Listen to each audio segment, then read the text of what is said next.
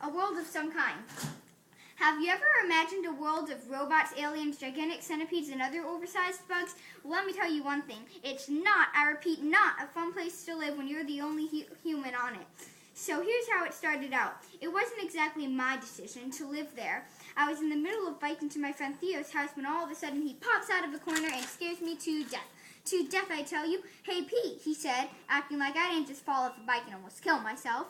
So, you want to go to this new place? It's real cool. Sure, I groaned, but only if you promise I won't be killed.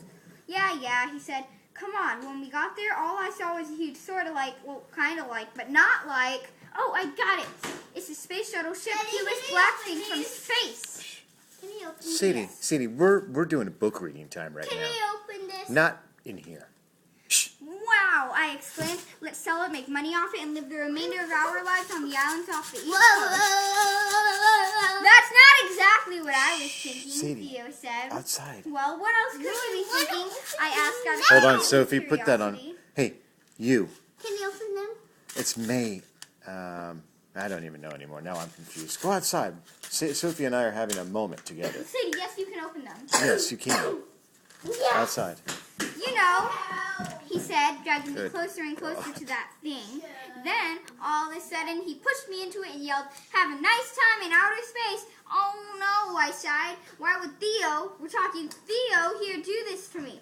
After standing and thinking for a while, I finally knocked some common sense into me and climbed up to the front of the spaceship thing and pressed the start button, which, dumbly enough, I thought meant start to open doors. It really meant, well, you should be able to figure that out for yourself.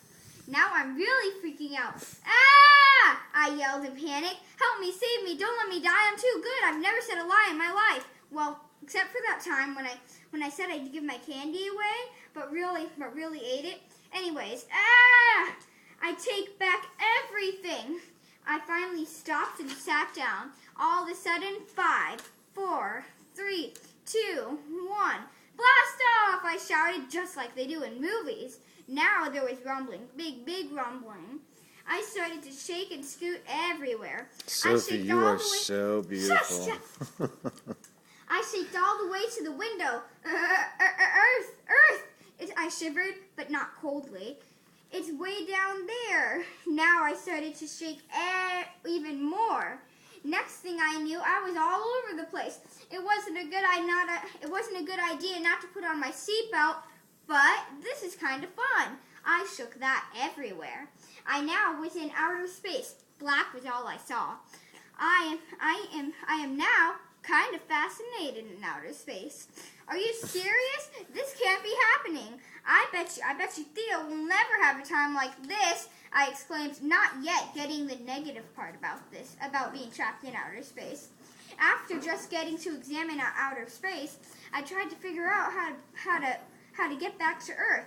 Instead, I accidentally steered all the way to another planet.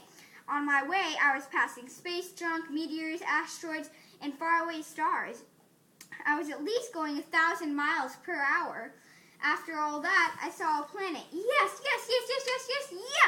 I was thrilled. Okay, now the only problem is that I need to find a spacesuit. I hummed while looking for a spacesuit. You're stupid. Probably about 30 minutes later, I was starting to sweat. So I finally said, "Oh, where do people keep spacesuits?" Now, about 10 minutes later, I finally found it hanging up in the back of a closet. Okay, now who puts a spacesuit in the back of a closet? Well, I found it, so I put it on and climbed to the front of the, well, you know, thing, and tried to land it. It actually worked out this time. So I landed, got out, and saw all around me gigantic bugs. To be continued. Ooh, Sophie, Dophie. I'm going to make another story, a sequel to it. A sequel? Mm-hmm. Awesome. Oh, there he is. Hey, Noah.